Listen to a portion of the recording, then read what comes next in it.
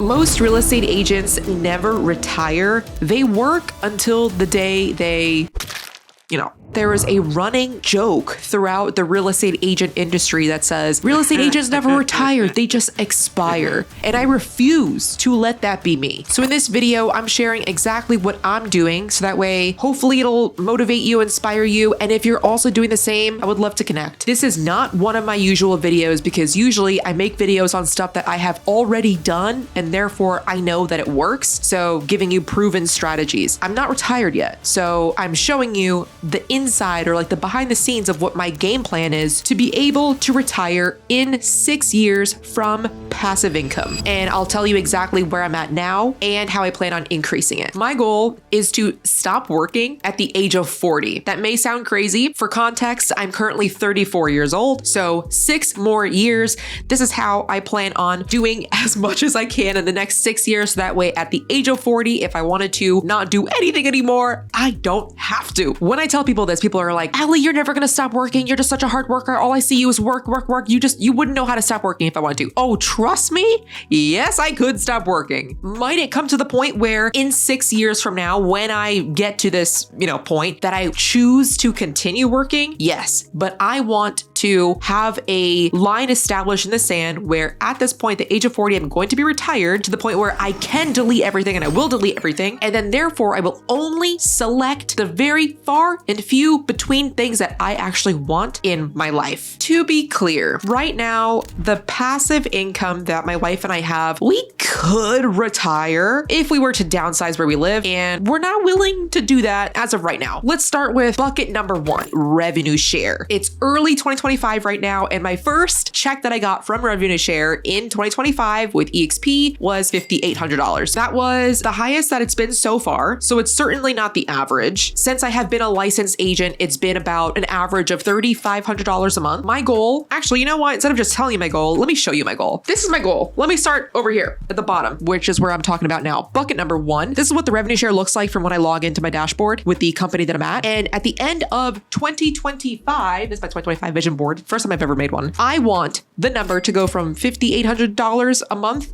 to 15. I put a specific number on there just to make it feel a little bit more realistic since it's never really like an even number with the adjustments and whatnot that they add on to afterward. So $15,469 is what I want to see when I log into my Exp dashboard. If in the last 3 years of me being agent, but only 2 years of me doing YouTube to attract talent and grow my community with quality agents, those that are go-getters, if it took me 2 years in order to post about like 1 video a month, maybe 2 videos a month to attract those agents to then make a check of $5,800. If I were to triple that, and instead of doing, say, 2 videos a month, if I were to do 6 videos a month on this channel to attract more high-level agents, I could pretty safely say that I would take the average of $3,500 a month that I've been making times 3 since my input is going to be tripled. So if my input triples, 6 videos a month now instead of 2, that would mean that my revenue share would go from an average of $3,500 a month to $10,500. The thing with revenue share though is that it's not exactly linear, especially since there are 7 levels, and I've done other videos on this, but at some point it starts compounding. 3 years from now, I could probably add another 10K to it. And if I keep adding another 10K,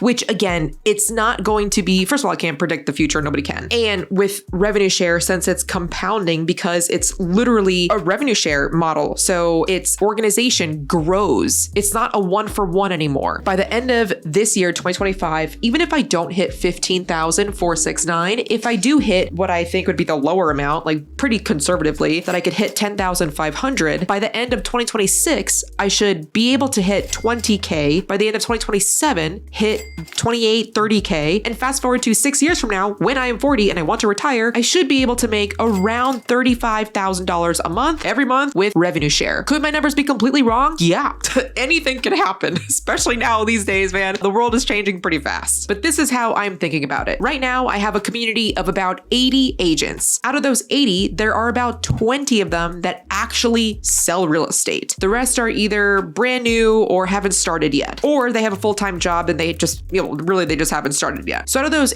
group of 80, 20 of them are what actually is producing this, $5,800 check that I got last month. And I'm not saying this to be like, oh, like, let me just collect bodies. If you think that, then I strongly suggest that you watch my other videos on what revenue share is, because Because in any other brokerage, you're giving your money as an agent, really as a street agent, you're giving your money straight to the broker and that's it. They collect everything. With cloud-based models, EXP, you're paying your family, your EXP family or organization to give back to you. So everyone gets like a little bit. So instead of the entire, 60-40 split, 40% going to the broker, it's being dispersed amongst the agents that are therefore incentivized to help you. That's the whole model. Anyway, that is bucket number 1. Before I go to bucket number 2, I want to talk about where I even got 40 from, or, just like my thought of early retirement. Had I stayed in the military, I would have retired. Actually retired from the military at the age of 38. So as I was investing, I was thinking about that age 38. 38 was in my mind. I was like, you know what? I'm working so hard and I'm miserable and I'm not happy. And I'm doing all this just to finally get that pension check at the age of 38 when I can retire from the military and say sayonara and sip a pina colada on the beach. But fast forward, I got out after 10 years and I am so much happier. But that number, that age still stuck with me. So I was like, well, if not 38, let's just round that up to an even number. Let's do age 40. That gives me a little bit of extra time. If you do not resonate with this, that's great. I'm not asking you to retire at the age of 40 or to do an early retirement. The purpose of this video is to share what I plan on doing for those that also want early retirement. There are some people, and I have experienced this, that just do not ever want to retire, which is fine. Work forever. Excellent. That is your prerogative. This is just what I'm doing. Either way, should you want to be a hater and hate on this channel, thank you in advance for your engagement. Let's go to bucket number 2. Bucket number 2 is something that I have been doing, which is rental properties. Every single year for the last 7 years, my wife and I have purchased a new property to move into. It is an owner-occupied property, so therefore we move into it, we get a better interest rate, we stay there for around a year, and then we move out and we rent it immediately. And if you're thinking, wow, you move into a new property every single year, that's annoying. Yes, it is, but this is what I'm doing in order to retire early because I am tired.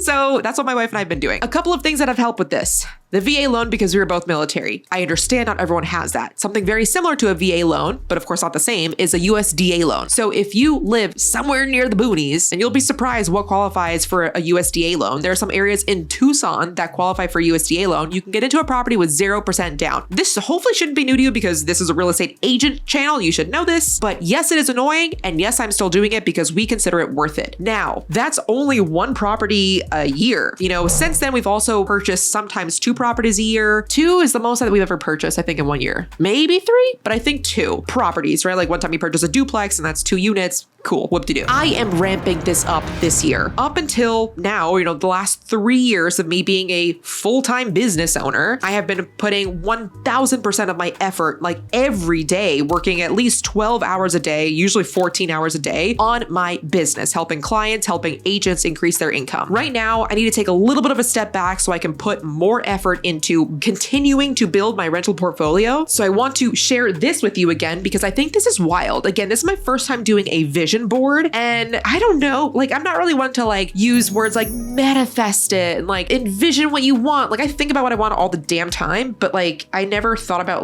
just making a vision board. And I did this last month, and let me show you this here. Do you see this? This is where I was hoping to get an 8 unit that cash flows $2,500. 2 weeks after me putting this whole board together, this isn't the property, by the way, this is just a random photo. My wife found a property, a 7 unit, that easily cash flows, and we made an offer and we got it accepted and we closed in 5 days. And it is so wow, when I put my mind to something, wow, do I do it?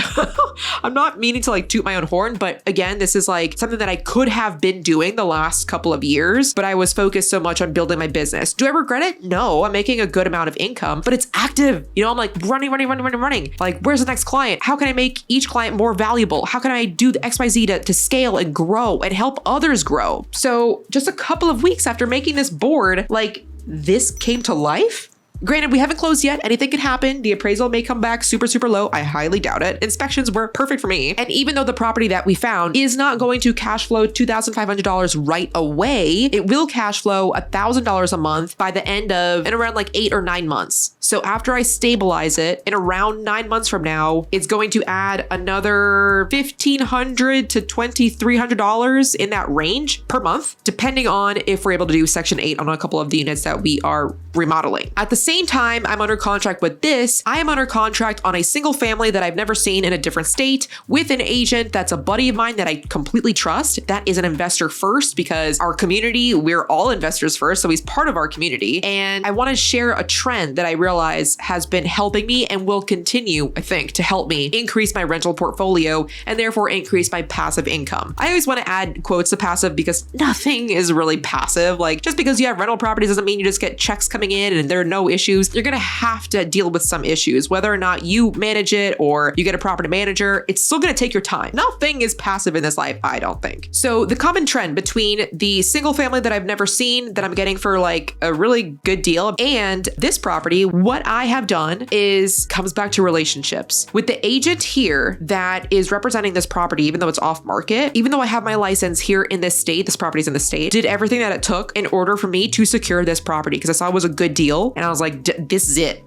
So number one is I used a lender that a buddy of mine recommended for a DSCR loan. It was my first time doing a DSCR loan and boy, oh boy, do I think I will never go back to a residential loan. Oh my gosh, DSCR loans are so fun. They're so easy. They're like, what a breath of fresh air DSCR loans are. Number two is I told this agent I will give them an escalation clause. Like whatever it takes, I want this property and I'm serious. So my offer was a completely non-refundable earnest money. If I pull out, the seller keeps my full $3,000, no questions asked. I am saying goodbye to this money. Plus the escalation clause of, as long as I see any other offer, I will beat it by 5K. I think it was 5K, maybe 3, something like that. But the third thing, which I think is the biggest one, is I am not asking the seller to pay for my buyer agent. I told the real estate agent, I was like, you know what? Represent me too. I'm down for dual agency as long as the seller agrees to it. Check with your state, check with your broker, of course. Here's allowed. So I was like, hey, I will pay you my entire fee. I'm not asking the seller to pay for it. I will pay you and I will pay you more than what other clients have been paying you for. Now, I do not want to get into price fixing or anything like that because that's literally antitrust laws and it's what I used to investigate actually as a federal agent when I was in the military was, the Sherman Antitrust Act and all that. Anyway, the point is I kind of know what agents ask for because I am a real estate agent. I'm going to pay you more than that. And even though I'm an agent myself, I'm not going to ask you for a referral. Like I'm literally paying you more. Put me at the front. Like put me in, coach. I want this property. That's what I did. So it's been about a week and a half that we've been under contract. We just finished inspections. The appraiser went out yesterday. So far, so good. I'm interviewing some insurance companies and getting some quotes for contractors. Anyway, the normal stuff, right? The thing is, yesterday she was like, hey, Allie, there is an off-market triplex in a similar area that I haven't presented to anybody yet. Do you want to see it? Girl, do I? Yes.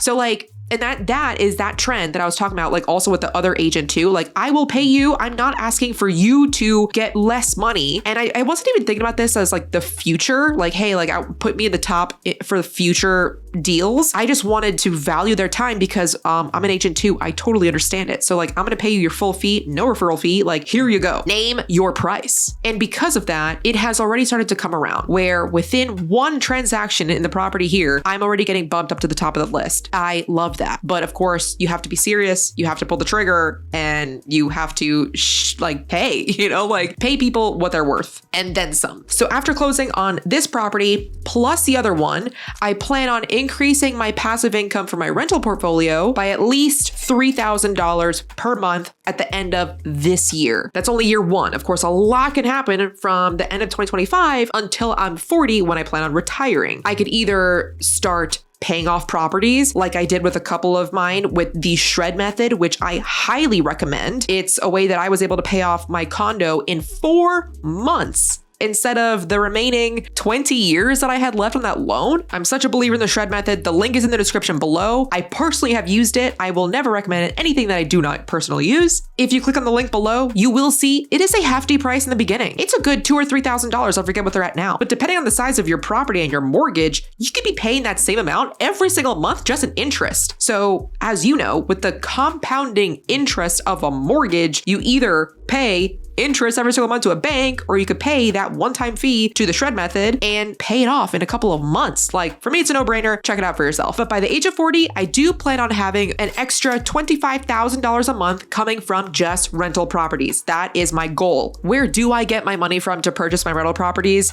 It's honestly from keeping my expenses as low as I can, again, without sacrificing too much. I could live in a van, I just don't want to. And because I work 14 hours a day helping clients and therefore getting paid. And if you need help on how to scale your business and make more money and have more commission checks, watch the rest of my videos on this channel, because I have this channel to help you make more money. Now, to sum it up, for up until now, we have bucket number 1, which is my revenue share, bucket number 2, which is my rental properties, bucket number 3, I'm going to keep very short because it doesn't apply to a lot of people, and that's VA disability. If you served in the military, if you have any disability, they pay you every month, which is nice. Who knows how long it's going to last? Don't know. But for now, I'm pocketing that and using that to purchase rental properties. Before you say, oh, that must be nice, think twice. Any single time that somebody reaches out to me saying, oh, my daughter plans on joining the Air Force. Oh, my son wants to join the military. Like, can you talk to him and like, tell him your advice? I'm like, I advise no.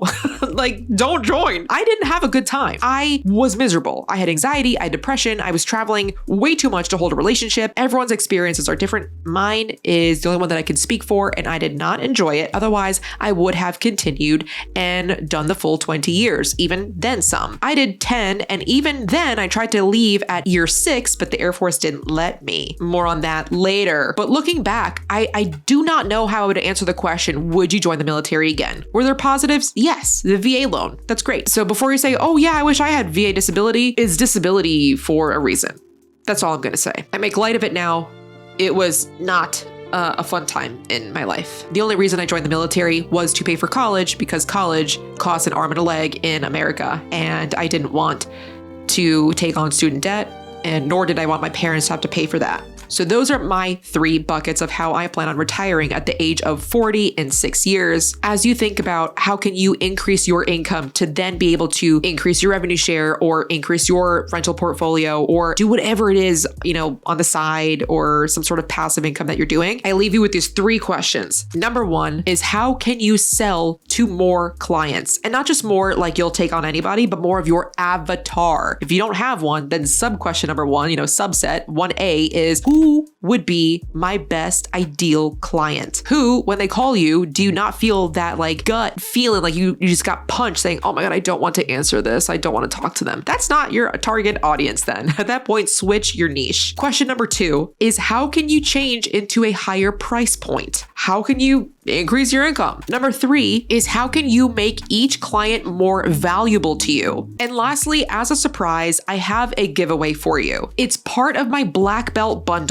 that I have in my school community. If you're watching this, most likely you are a seasoned agent. So if that's you, go in my school community. It's free to join. There is a free giveaway for you, which is exactly how I started making $200,000 every single year as a real estate agent. I want to share that with you because that's part of my black belt bundle, which is on sale right now for you during this time. I don't know how much longer I'm going to keep it on sale at the price that it's at now, but that gives you 3 one-on-one strategies with me. So whether you're already with EXP in a different organization or you're at a different brokerage and you don't plan on switching, totally fine. You and I can meet 3 times and make it personalized and customized to you to help you retire early if that's what your goal is, or just to make more income and, continue working as a real estate agent. I ask that you come with specific questions though, and you'll have questions as you go through the bundle. It's going to be worth your while. So you can join with the link below in the school community. I'll see you there.